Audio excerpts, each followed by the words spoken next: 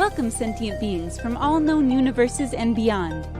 It's time to activate your cranial downlinks and prepare to receive a raft of discussion on a cosmic ocean of science fiction and fantasy topics, interviews with local area genre devotees, and insightful prognostication by our soothsayers of science fiction, our forecasters of fantasy, and any other beings that happen to get caught in our gravity well.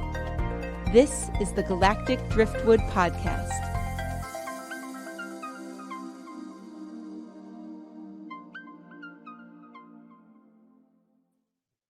Welcome to the Galactic Driftwood Podcast.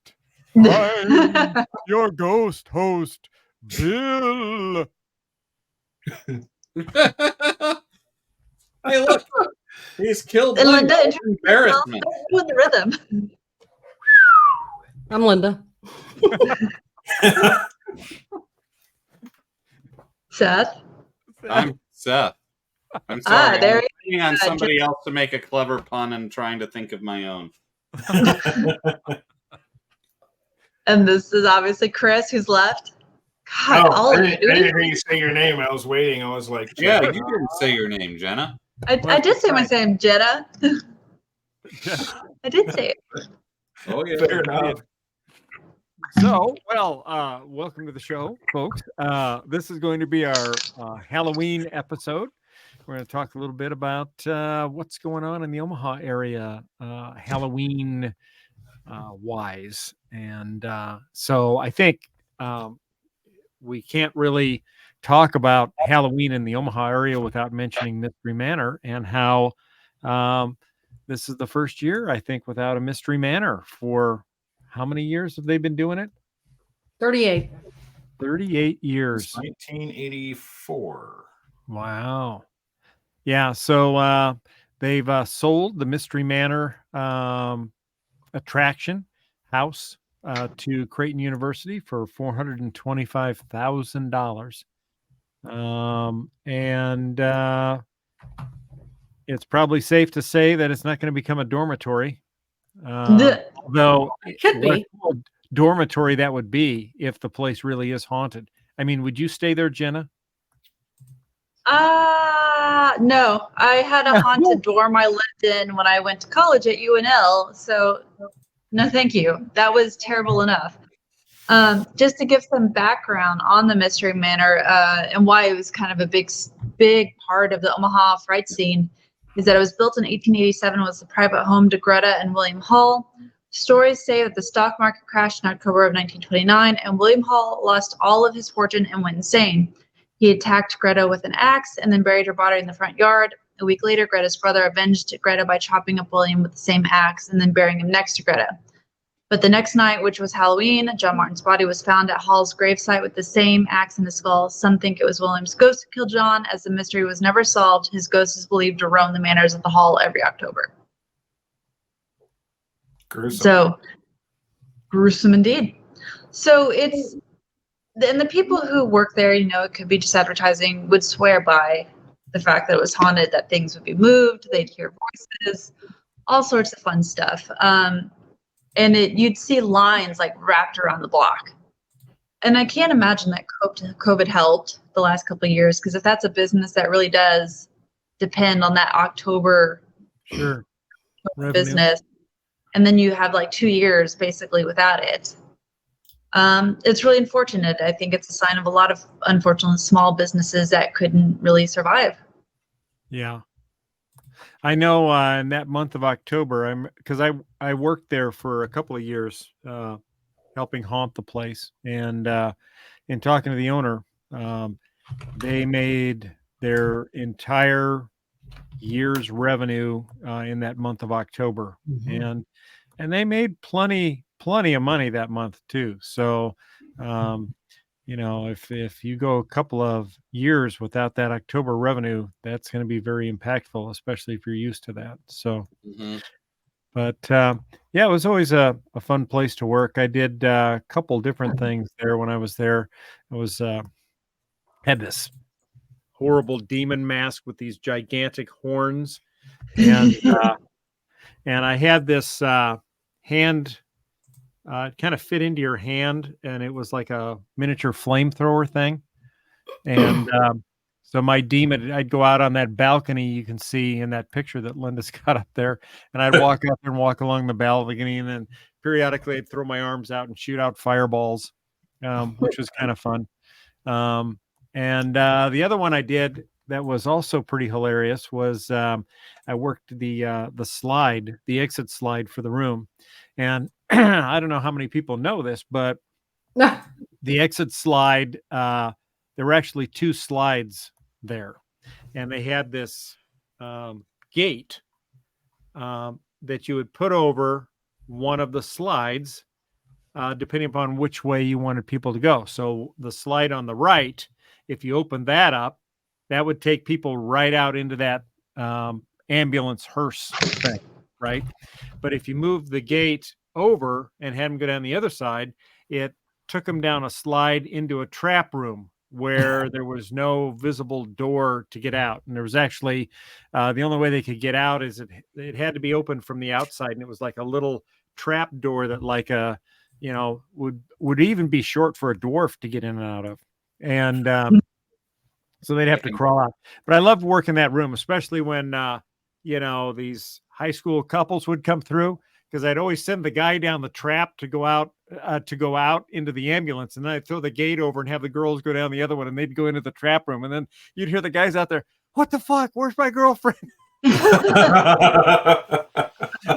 So that was always pretty hysterical to me. So, but yeah, and of course Seth would have loved my my act there, because I was always saying things like, I may be a clown, but the joke's on you. I had a whole array of puns. I can't necessarily remember them all now, but yeah, Seth would have loved it.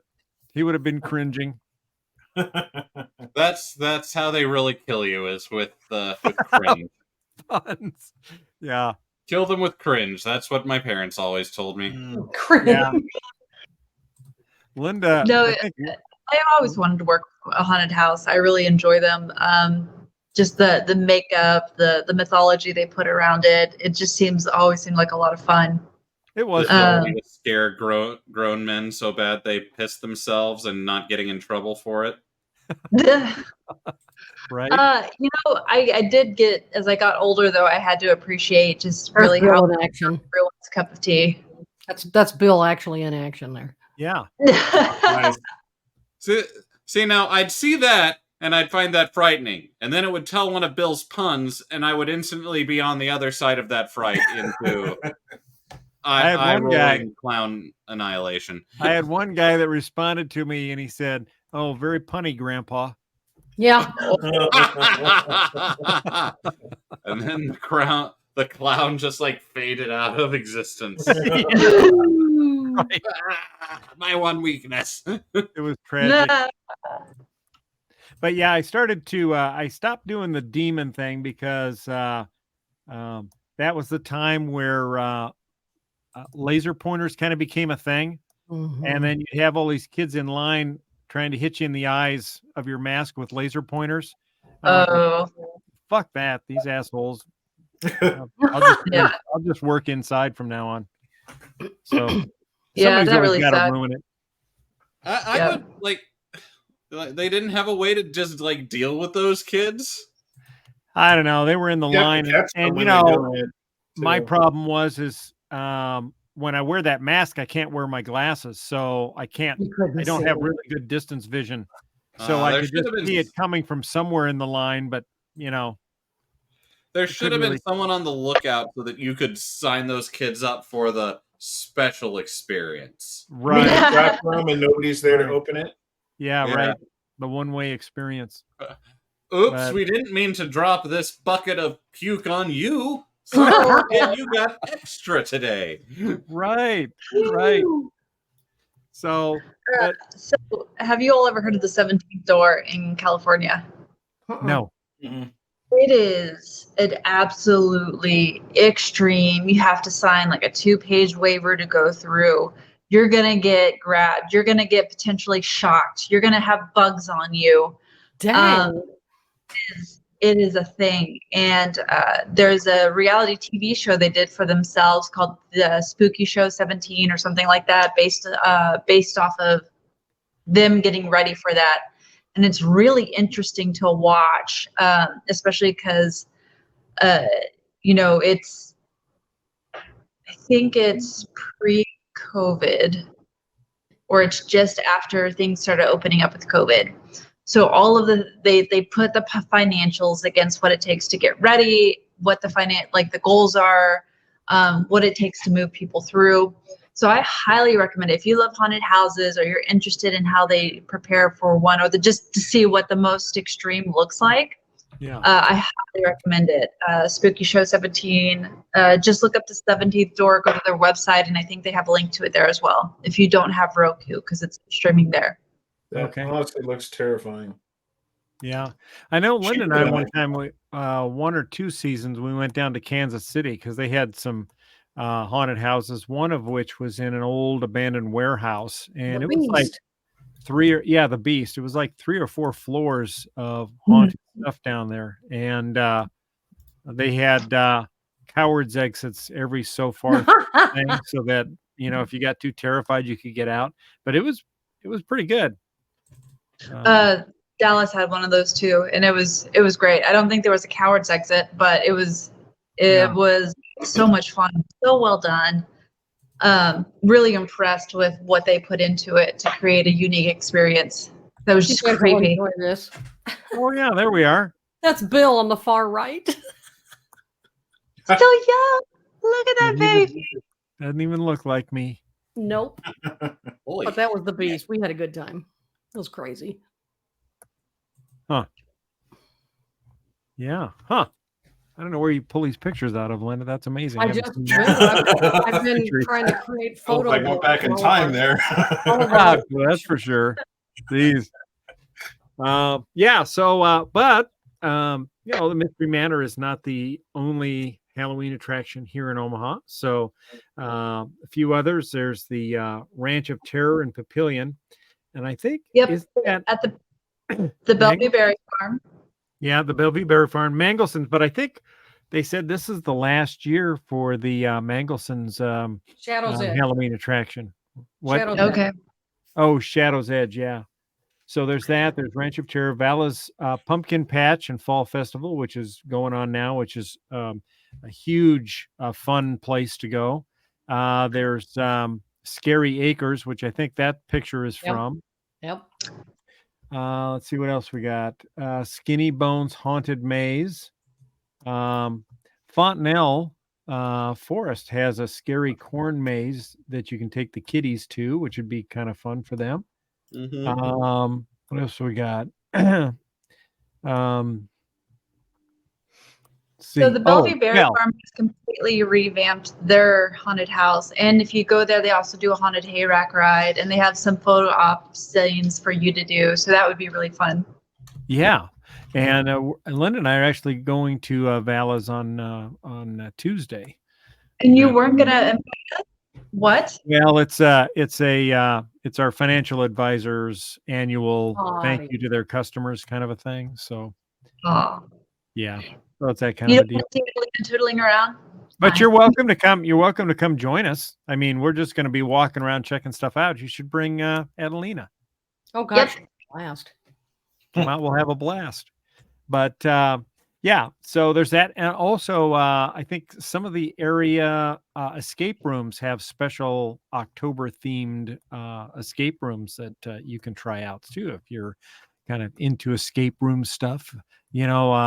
I know that in past years they've had like one where there was a coffin with Dracula in it, and you had to get out of the scary mansion room that you were locked into with Dracula's coffin before midnight, and the coffin opened.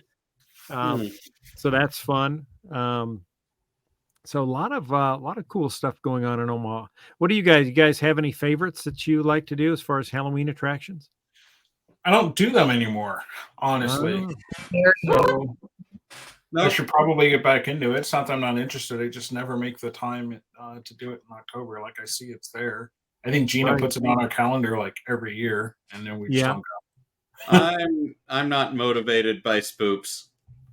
That's true too. Like I'm not motivated to go out of my way to go either. So yeah, I am looking forward to getting the fire pit set up and greeting trick-or-treaters.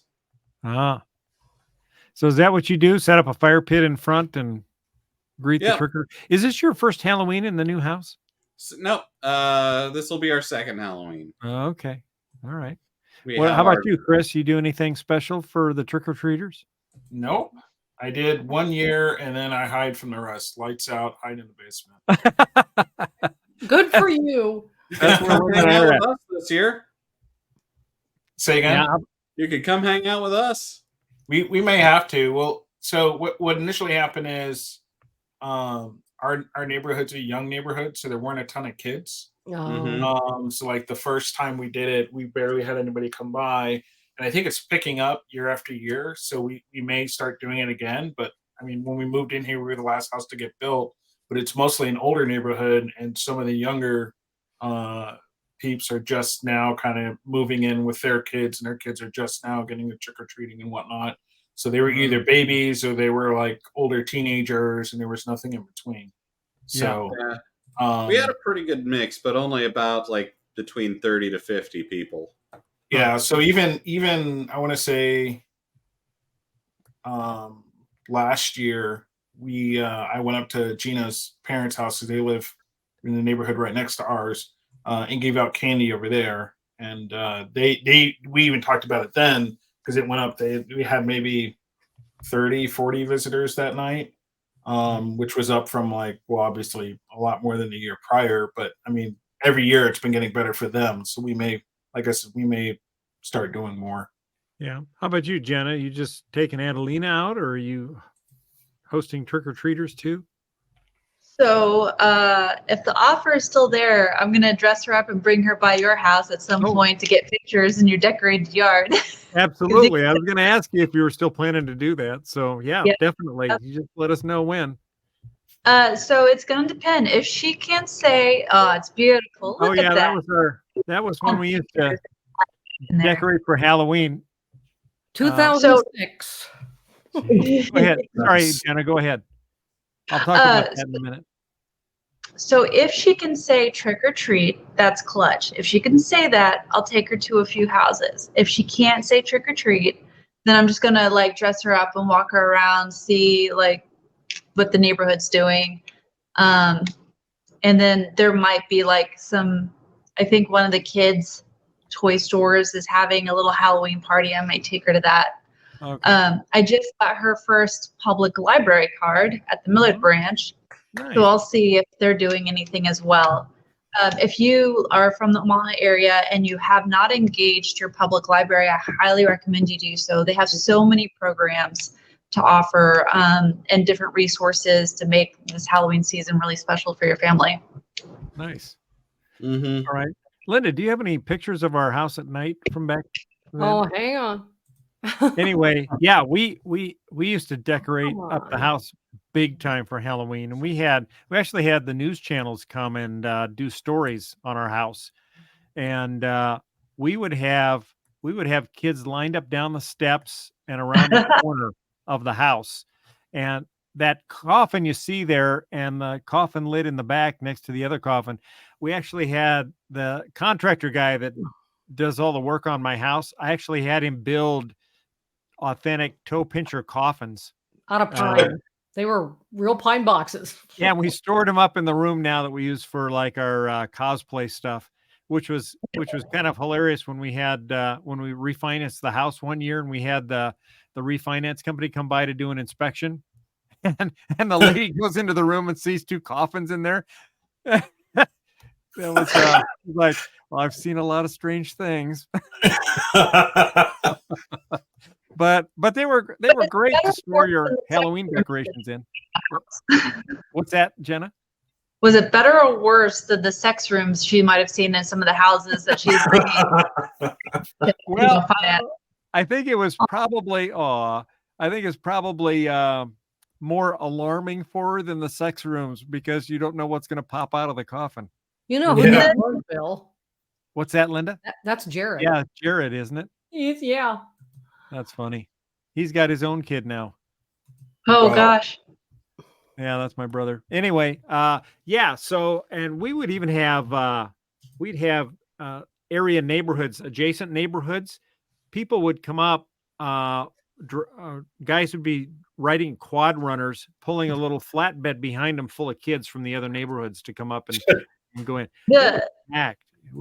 And so now is my rant, because I finally stopped doing it when the fucking government decided to push daylight savings time back after Halloween.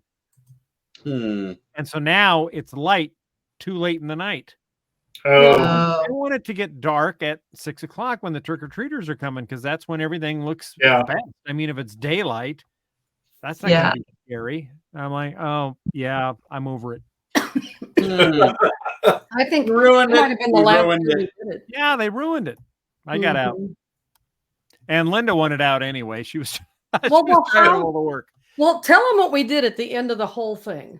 Oh yeah. So we would, get all these decorations out like the first week of October, right? So the house would be haunted, and at night we had spooky Halloween music that would be playing out in front of the house as you walked by, and lights going, and there were ghouls in all the windows and lights flickering on and off, and it was the whole 9 yards. I mean, not like I normally go over the top when I do things, but, but anyway, this was over the top. So, but no matter how much stuff we had out, Halloween night, when we shut down for the night and the trick-or-treaters were gone, everything was torn down, and we mostly just stored it in the garage because we didn't have time to really put it all away, but it was all torn down and put in the garage so that when people got up November 1st, it was like it never happened. And we would have people come by that would want to, see it. And they're like, I don't know what they're talking about. There's nothing here. Yes. And our neighbors would say, that is the creepiest thing. It's always, I can't believe how you do that. You have so much stuff out. And I actually had one lady come by one year. It was November 1st. And she was like, she comes by and she actually came up and knocked on the door. And she said, this is the Halloween house, isn't it? And I said, yes. And she said, well, all your decorations are gone. I said, well, yeah, we always take them down that night. And she said, well, I wanted my, I don't know, not her kids, but her nephews, maybe it was her kids, I don't know, to see it. And she's like, would you put it back up so I could bring them by? And I'm like, are you insane? No, I'm not doing that. Oh, wow. That is a Karen story right there. Yeah. But would you put it back up? Yeah, I know. One of the funny stories was we'd have our friends come over and dress up as monsters and help haunt the yard and scare kids who were coming up for candy. And the main reason I started that is because Linda told me, I wanted to buy extra candy for Halloween just to have around the house. And she made the mistake of telling me you can keep all of the candy that the kids don't end up taking on Halloween. So then I had an incentive to make it more scary so that kids wouldn't come, but then it kind of backfired because more kids came. But anyway, so we had all these people that would come and help haunt the place, right? And I had this friend of mine lived on a farm up in Iowa, and so he's like, "Well, I'm gonna come as the Chainsaw Massacre guy, Freddy chainsaw." And I'm like, dressed up like Freddy Krueger, yeah. Yeah, and I'm like, and the guy, he was a little bit off. So I'm like, okay, I'll need to inspect the chainsaw because I want to make sure it didn't have a blade, but it didn't. Anyway, so he comes, and so the whole night he's running out, pulls his chainsaw on, kids are running and screaming. And so finally, I don't know, it's probably about 8 o'clock, and we got a line of kids, and this one kid's coming up the driveway, and he's about 10 or 11, and he's with a friend or two, and he keeps saying, oh, this isn't scary. That's just a guy in a mask. Oh, this isn't scary. That's just a mannequin with a mask and a robe. And, oh, this isn't scary, and all this kind of stuff. So he goes up to the front door, and he says, trick or treat. And I give him his candy, and he goes, yeah, this isn't scary. This is just people in masks. And as he's talking, my friend with the chainsaw sneaks up right behind him. And he turns around to leave. And my friend goes, "Oh, it's just a chainsaw." And he fires the thing up.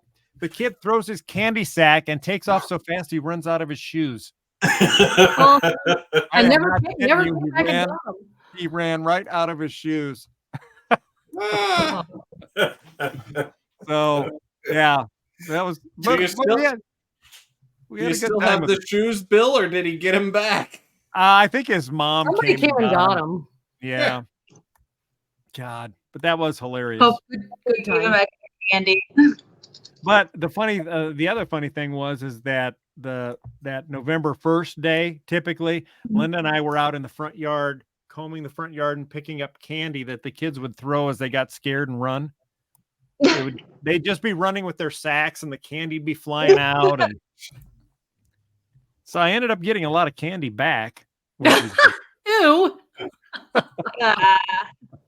Those went into Bill's jars. Yeah, right. We kind of started going to Halloween parties after that, and not staying home and giving out candy. So I think we ended up having more fun. There you go. Right. Yeah, we did.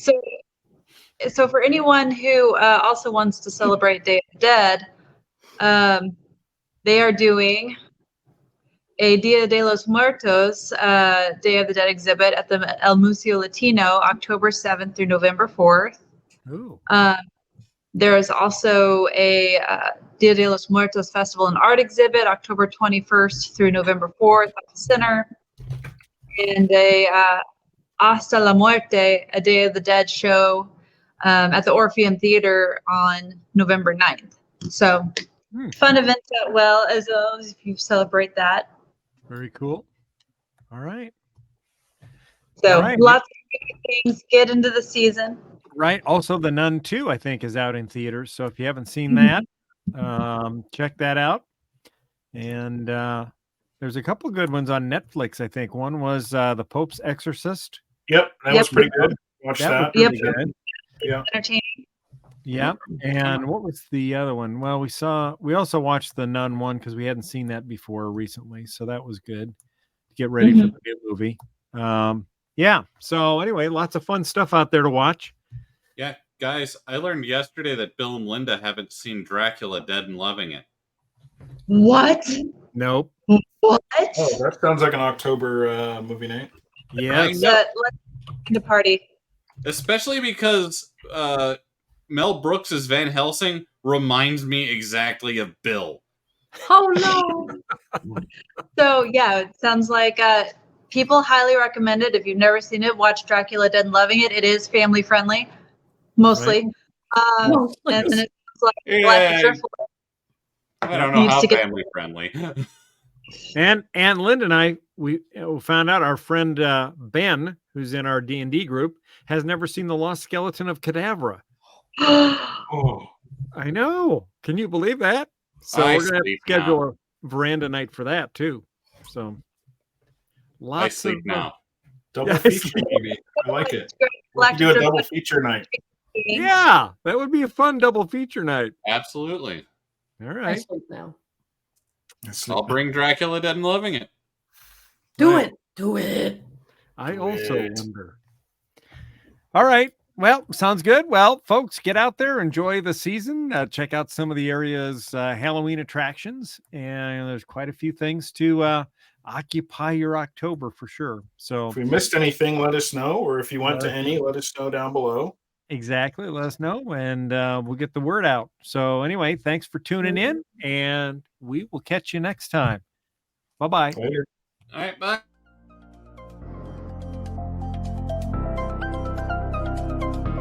Thanks for listening to this episode of the Galactic Driftwood Podcast. For more information and past episodes, please visit our website at galacticdriftwood.space or subscribe to us on YouTube. And now, please deactivate your cranial downlinks, collect your towels, and be sure to watch your step as you exit our gravity well.